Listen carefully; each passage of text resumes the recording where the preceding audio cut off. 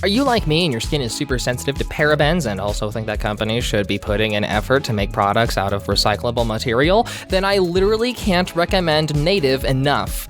Okay, but no joke, when I took up this sponsorship, you have no idea how much of a relief it was to find out that these don't have parabens. Native has your hygiene needs with new and improved plastic-free packaging for their deodorant that's earth-friendly, and they're sourcing their paper from responsibly managed forests. Oh yeah, that's good stuff.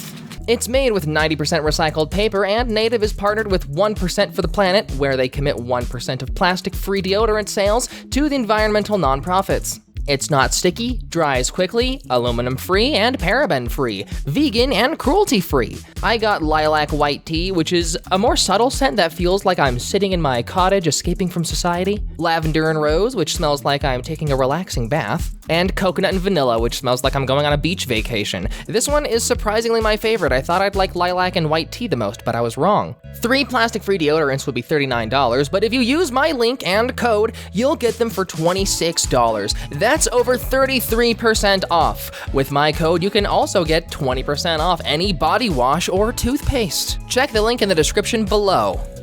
I'm still miffed, but that is cute. You know how the new generation of ponies came out and how they kind of just radically changed the art style, making them look so similar to Steven Universe, it almost looks like you can put them in the Steven Universe show and it looks like they belong there. I started realizing we should have seen that coming, because after the previous generation ended with Twilight and the gang, we got Pony's Life, which changed the animation style, or the art style. There's a difference, but actually I think probably both. But I'll be frank, I like the art style of Pony's Life more than the new stuff. Honestly, I think I prefer the movie that I reviewed on this channel, but I wasn't expecting that level of quality with the main series, but I wasn't expecting this. The animation is good, but they look even less like ponies. Not only that, but apparently a full episode is like 5 minutes long, and you know what else was 5 minutes long of an episode?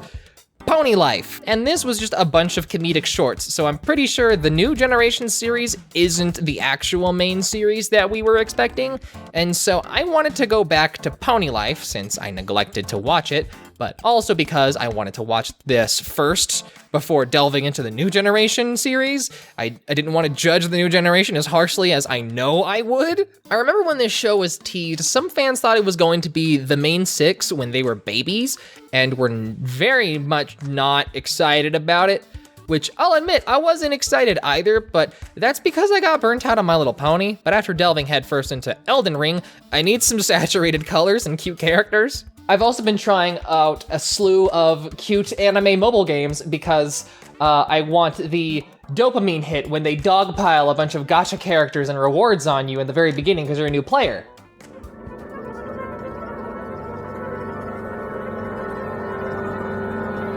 I really wish this video was sponsored.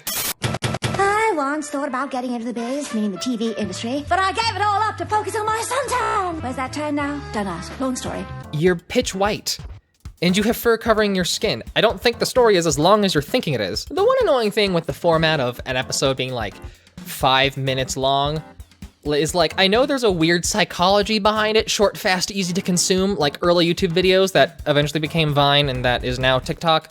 It's a formula that works, but this aired on TV, so it just feels odd when it's not on the internet. I get when Adventure Time was doing like 10 minutes long, but this is like, guys, come on. You probably guessed that this series feels a lot more erratic and crazy. Throw one joke, and if it doesn't land, then you throw another one, with even more shouting.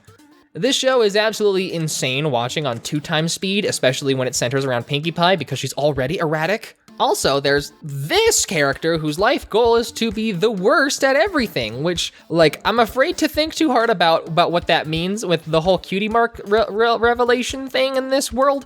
Like, there's people who are supposed to do nothing? I just don't like that. Can you imagine if you discovered your life meaning is to be bad at everything? I mean, there is a good chance you'll go down in history. We know people who are just absolutely garbage people and are notorious for just doing nothing. But there's like a magical selection sort of thing in this world. Or like, I mean, not really, but it's sort of like a destiny, or like when you discover your true meaning, which still kind of feels like a destiny.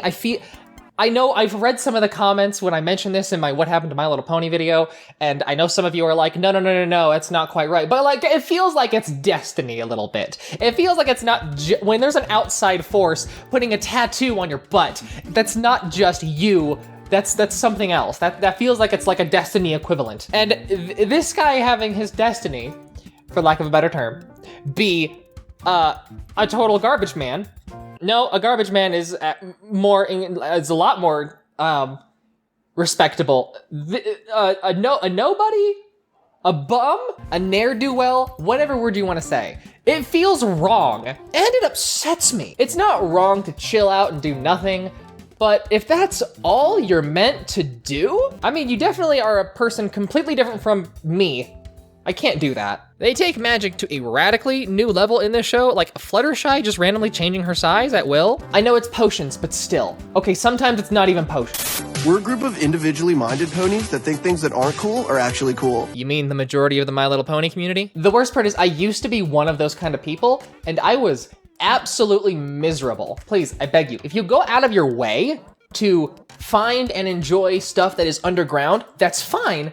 But sprinkle in some mainstream stuff. That way you aren't unbearably boring. You will never feel so out of place when literally no one knows what you're talking about all the time. People need common interests. You are not cool for only liking underground stuff. Underground and mainstream stuff? Well, now you're just a well-rounded person. I can see why this show is widely ignored by the pony community. It's a stark deviation from the series we're used to, and it really focuses on being a comedy. If you walked into this series expecting it to be in any way like the main series, you will be disappointed. It's a show you watch when you want to turn off your brain. It has lessons for kids because it has to, but it's also like really good to watch when you absolutely cannot deal with life and need something to numb your brain. A story? An overarching narrative? No thank you. I want loud expressions and wacky animation with bombastic personalities, and that's all I want. Oh, who cares? Reality TV is trash anyway. Listen, I know he's supposed to be a massive jerk, but he's right though. You know, I've had a very small amount of people on Twitter who are upset with me for being overly critical with some series, and you know what? I get that. I still absolutely stand by what I said, but after that experience, I want to start thinking more lightly of shows. But like with this show it's clearly designed not to be taken seriously. And so it's hard to be critical when it's obvious I'm not supposed to. It ruins the point if someone is critical about the show. You should definitely be critical of every piece of media you consume, but there's different levels of critical that you should approach with. This is a low-level critical show when I watch a show and get Foamy the Squirrel vibes, but for children, I can only be so critical. Now, when I review or commentate on a show, I usually focus on character, story, plot, delivery, simple aspects of writing that most anyone can talk about. And I try to do it in my own way while sprinkling in my opinion in certain parts. There's a certain level of objectivity I try to add in reviewing a show, and when it came to the LOL Surprise movie, that of which people on Twitter were upset about, it lacked all of the objective points I was trying to find. But the tone of that show made me, as a viewer, believe that it was supposed to be taken as an actual narrative. However, this show, as it lacks an overarching narrative, does a better job at literally every other aspect. The episodes that are all standalone, there's a confined plot where the characters learn a lesson at the end. Even though we know their character resets at the beginning of each episode, there's at least the illusion of growth. And for the sake of a single episode, it works really well. The tone makes it obvious it's not supposed to be taken seriously, and we're working with well-established characters, so they don't need introductions. We're beyond that.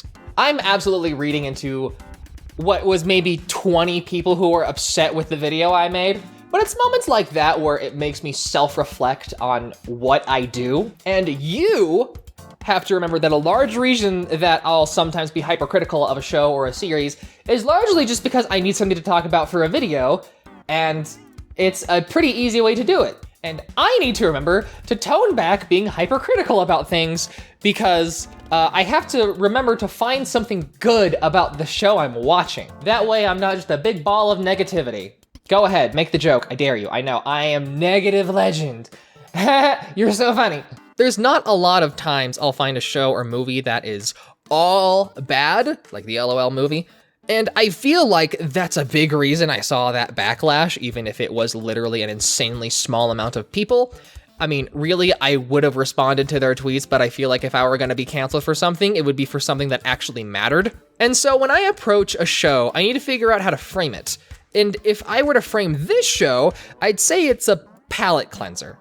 A show that got a lot of criticism because it was released immediately after a dearly loved series, and this show could have been seen as a mockery of the series we all know. But separating it from the main series, it's just like a dessert. It's junk food. And after you've been eating healthy for a long time, junk food will make you feel terrible. Or, conspiracy theory, maybe Hasbro wanted to cleanse the fan base of the older fans. So they pivoted direction knowing that it would upset the older fans and make them not want to watch the show anymore while they developed the new generation of My Little Pony. Maybe this was all designed because the older fans are unpredictable and Hasbro wants a demographic that they know that they can handle. It's like what's happening with the rise of book sales at like Barnes & Nobles and stuff. Publishers are upset with the book craze on TikTok because publishers can't figure out like how to predict what they're gonna like and what they're gonna want. And therefore they can't figure out how to market their books. Old books will suddenly become insanely popular, but there's not enough being printed at that time, so it gets sold out and you miss out on a big money opportunity. All the while, all the money towards the new, heavily marketed books that just released is being largely ignored. And so they're hoping that book talk is just a trend so that they can go back to doing what they know what to do, what they do that they know how to do, because they don't want to adapt. But that's just a theory, and with the case of My Little Pony, it's much less plausible. Say what you want about this show, but these designs are adorable. You'd think everyone would go absolutely insane for chibi versions of the ponies. I mean, I wasn't when I saw it, but now, what was I thinking? This may be a show that gets better the older it gets. I see her. She's breathtaking. Oh, wait, that's me. Well, I stand by my opinion. If you want attractive, check out my reflection. Hey, thanks. It's okay. We still got to go for a fun hike and take a selfie. Was there smartphones in the main series? This feels weird to me. You know, I don't understand why writers think that you need to add modern technology to make a show more relatable to a younger generation. It's a very surface level is what it is. I don't have a problem with there being smartphones, or iPods, or Walkmans. If you want to make a show relatable, you need to understand the mindset and the struggles of the new generation, which I will admit that is hard, and I understand why they settle on smartphones and tablets in order to make it appealing, because it's a lot easier, and a lot of these shows, their writers are like contracted and they're not actually employees, so it's like, whatever. Like, I understand that they're just trying to get something written and something out there so they can get paid because the job market's radically different. But still, it's worth noting. That being said, leave a comment on who you think is the best to worst fans depending on their favorite character. Because I'm having a hard time deciding if Applejack fans are the best or the worst in the community. Mine are the greasiest. Thanks, Twilight, but that's not quite what we're looking for. The only bad part of the ponies being chibi is that now the characters that are actual children look like they're the size of soda cans.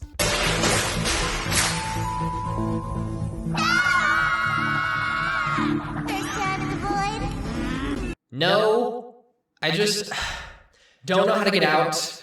Dang it, I knew I should have tried astral projecting. Wait, how did you make a campfire? So, what's the first step?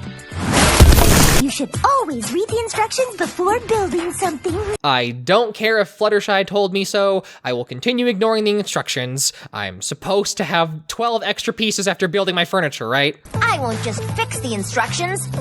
I'm gonna improve them. You see, that's what I'm talking about. The less pieces you work with, the better. And anything that won't stay on, we have tape. I do not trot. You know what? You're right. I wanted you to be a trail trotter when you're really a solo scout. Solo? Hold on. Why are hearts floating around Fluttershy?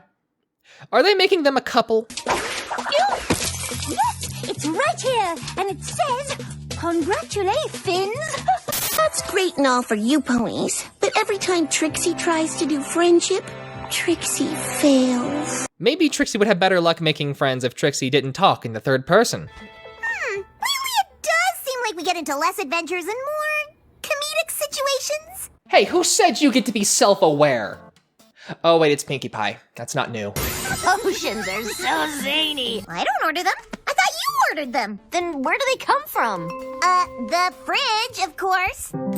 I used to think that's how fridges actually worked. Because how else do you explain food magically appearing in the fridge? I never saw my parents come home with groceries and put the stuff up. This show somewhat dabbles in meme culture, just a little bit. And when a show does this, it's either very cringe or it's really funny. You could call this a cold case.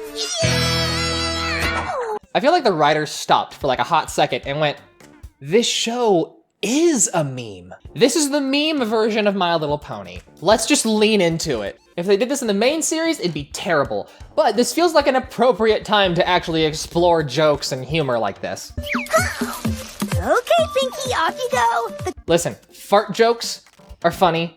Mucus jokes are never funny. Unless it's ectoplasm like with Lilo and Stitch, but that's not really mucus. Okay, so potions they use in this series are made by a new character named Potion Nova, who didn't exist until now because random potion chaos magic fits too well for this show.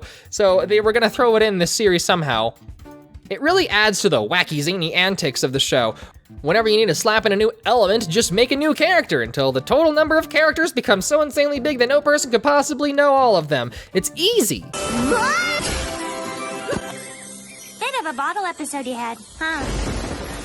Yep, she's great. Do they have toys of her? I need merchandise.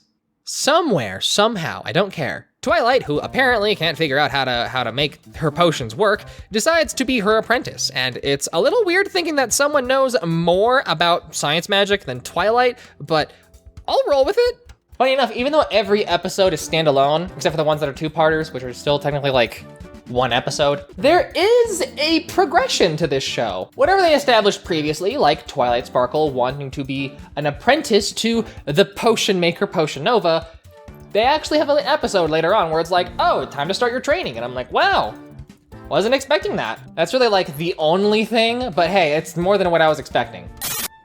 Woo! Do any of you know a prince from Nigeria? He wants to give us a lot of bits. Oh, it's legit, trust me. He may need your credit card number, but that's only to make sure he's getting the money to you and for no other reason. Anyway, enter your social security number to find out what type of pie you are. I tried to figure out algorithms to put us back on top, but they're more chaotic than Discord. Now you see that? That's relatable. To me, at least. One thing I wasn't expecting is that 90% of the show takes place in Pinkie Pie's bakery.